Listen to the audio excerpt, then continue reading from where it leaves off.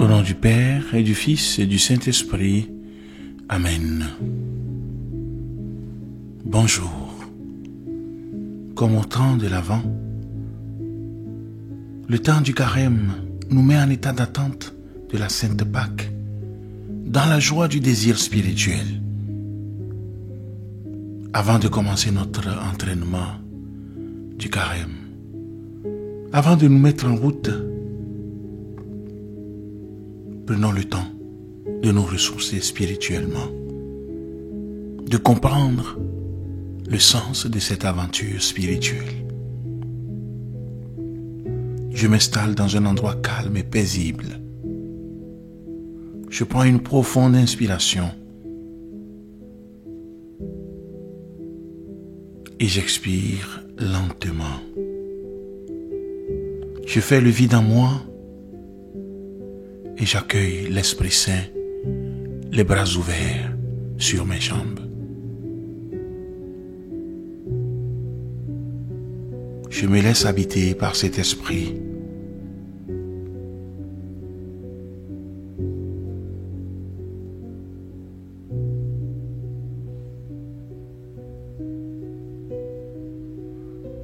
Chaque carême commence par descendre. Souviens-toi que tu es poussière et que tu retourneras en poussière, dit le prêtre en nous marquant le front de cendre. Cette formule existe toujours, mais généralement, on préfère la seconde, qui dit « Convertissez-vous et croyez à l'Évangile ». Oui, il s'agit de se retourner au plus profond de soi-même. Mais n'ayons pas peur de la voir en face. La mort est au bout de tout chemin de vie. Même Jésus, notre Maître, est passé par là. Nous le savons bien. Face à la mort, les choses prennent tout à coup leur juste place. C'est sans doute pour cela que Saint Benoît invite à avoir chaque jour devant les yeux l'éventualité de la mort. Ceci nous invite à recevoir chaque matin comme un cadeau de la main du Seigneur. Il y a urgence. Ne reportons pas indéfiniment le moment de notre conversion.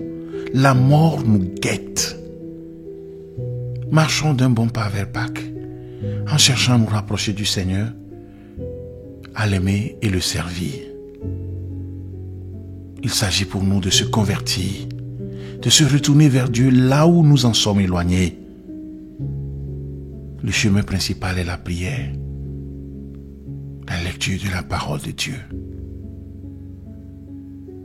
C'est impossible de prétendre se tourner vers Dieu sans l'écouter, sans se mettre à son écoute et se laisser transformer par sa parole. Et en gage de conversion, offrons-lui une attention particulière qui nous rappellera au long des 40 jours le chemin sur lequel nous avons librement choisi de nous engager. À la suite de Jésus, il convient de nous aventurer dans le désert de la prière, où Dieu nous conduit, nous nourrit, nous abreuve et nous sauve pour que nous goûtions le silence de Dieu et reconnaissions que son esprit est venu nous habiter quand le silence en nous dit son passage.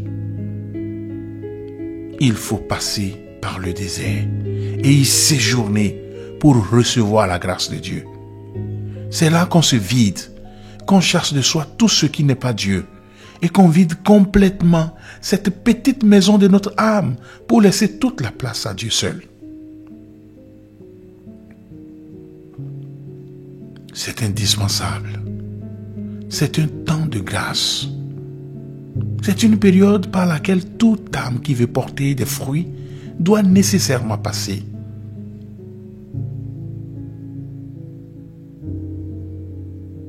Si cette vie intérieure est nulle, il y aura beau avoir du zèle, de bonnes intentions, beaucoup de travail, les fruits sont nuls. C'est une source qui voudrait donner de la sainteté aux autres, mais qui ne peut, ne l'ayant pas. On ne donne que ce qu'on a. Et c'est dans la solitude, dans cette vie, seul avec Dieu seul, dans ce recueillement profond de l'âme qui oublie tout le crier pour vivre seul en union avec Dieu, que Dieu se donne tout entier à celui qui se donne ainsi tout entier à lui.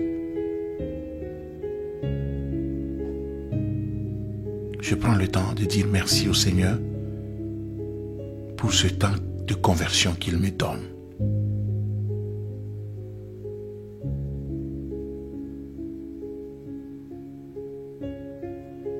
J'identifie 2 ou 3 choses que je veux changer en ce temps.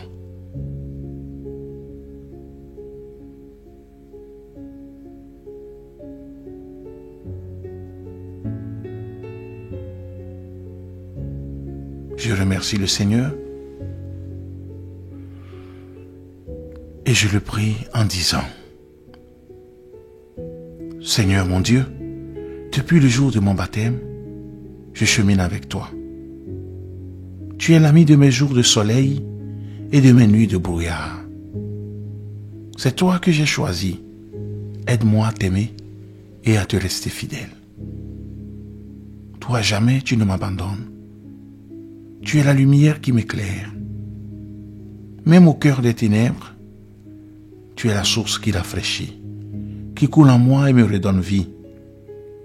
Ton amour pour moi est si grand que même la mort ne t'arrête pas. Tu es le chemin, tu es la vie nouvelle.